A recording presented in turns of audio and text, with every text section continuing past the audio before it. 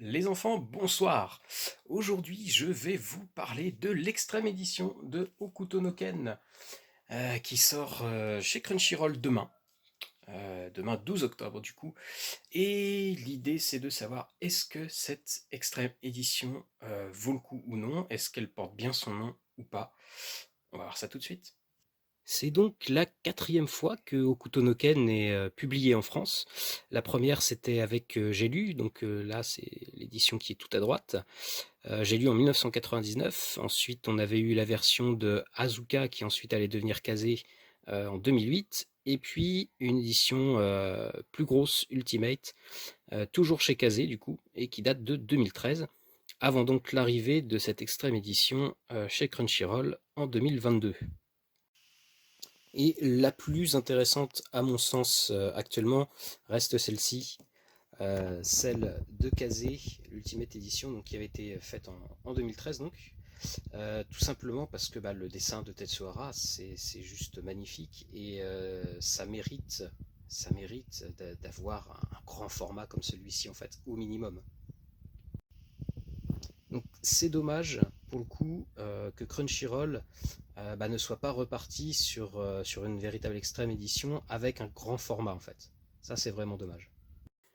Ensuite, je voulais vous comparer la taille de cette extrême édition de Crunchyroll avec ce qui se fait un petit peu ailleurs, à savoir déjà l'édition en VO, l'édition japonaise. Là, je vous ai mis le tome 11 à côté et je reviendrai après pourquoi j'ai mis le tome 11. Donc, l'édition de Crunchyroll, pour le coup, reprend totalement le format de l'édition japonaise. Là, pour le coup, c'est totalement accurate avec ce qui a été fait.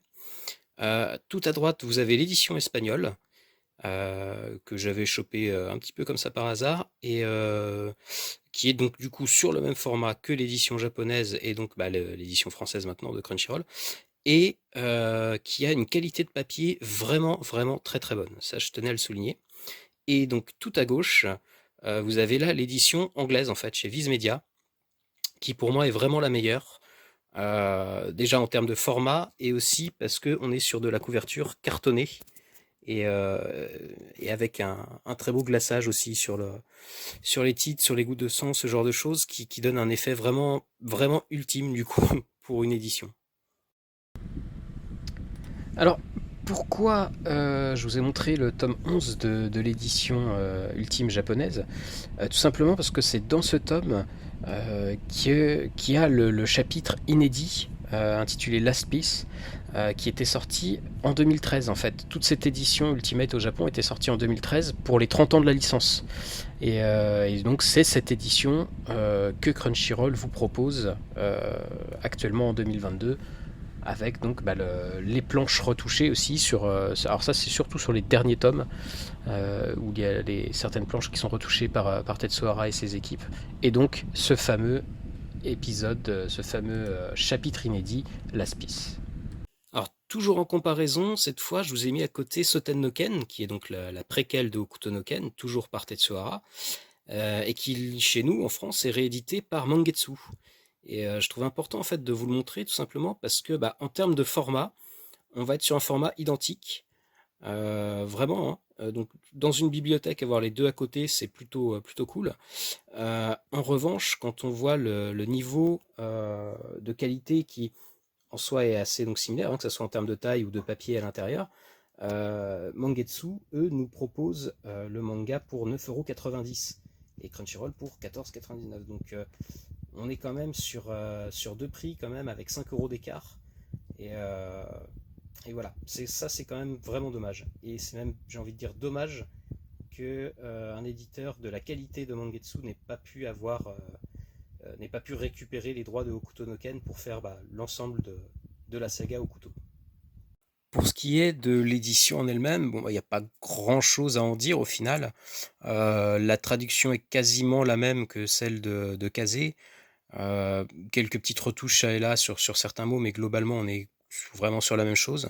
La qualité du papier est classique, hein, elle est bonne. Par contre, ce qui est vraiment dommage, c'est que voilà, pour une édition à 15 €, bon, le format, je vais pas y revenir, j'ai déjà dit, mais surtout pour une édition à 15 €, moi ce que j'aurais aimé, c'est voir justement ces pages couleurs là par exemple en papier glacé et pas en papier classique. Papier glacé, comme par exemple le fait l'édition anglaise ou l'édition espagnole. Alors, est-ce que cette édition de Hokuto no Ken par Crunchyroll, cette extrême édition, vaut le coup? J'ai pas envie de dire non, mais j'ai pas envie de dire oui non plus. Elle vaut le coup si vous n'avez pas les anciennes éditions, donc j'ai lu ou Kazé, ou même donc la grande édition de Kazé de 2013.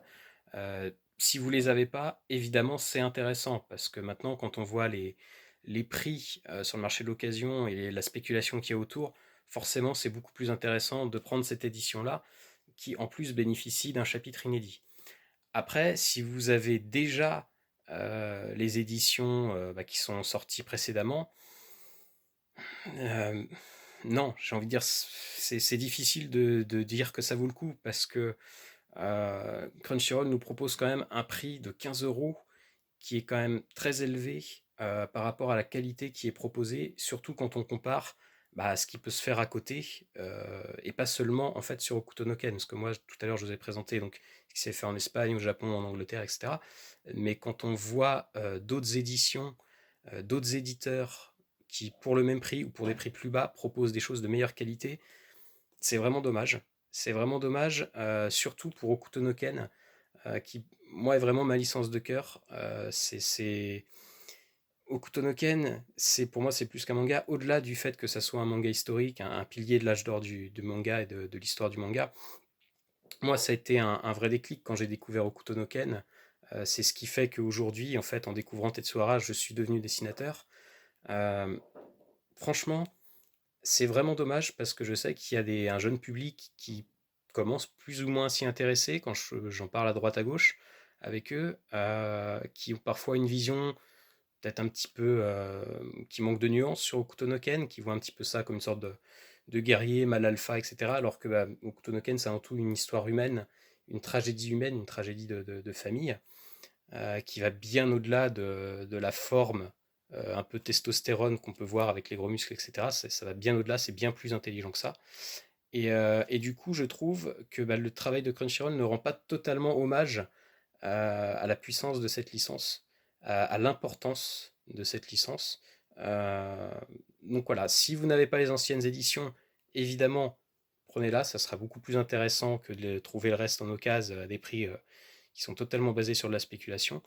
Et sinon, je pense que vous pouvez faire l'impasse malheureusement. Et petit message pour Crunchyroll, parce il y a un truc aussi, c'est que en termes de communication, que ce soit sur les réseaux sociaux ou aussi en librairie, j'en parlais un petit peu avec mon libraire, il y a zéro PLV, il y a zéro poster, il y a zéro truc vraiment autour de ça. L'édition est même presque un petit peu anonyme et je trouve ça vraiment dommage. Donc ouais, petit message à Crunchyroll, Hokuto no Ken mérite mieux.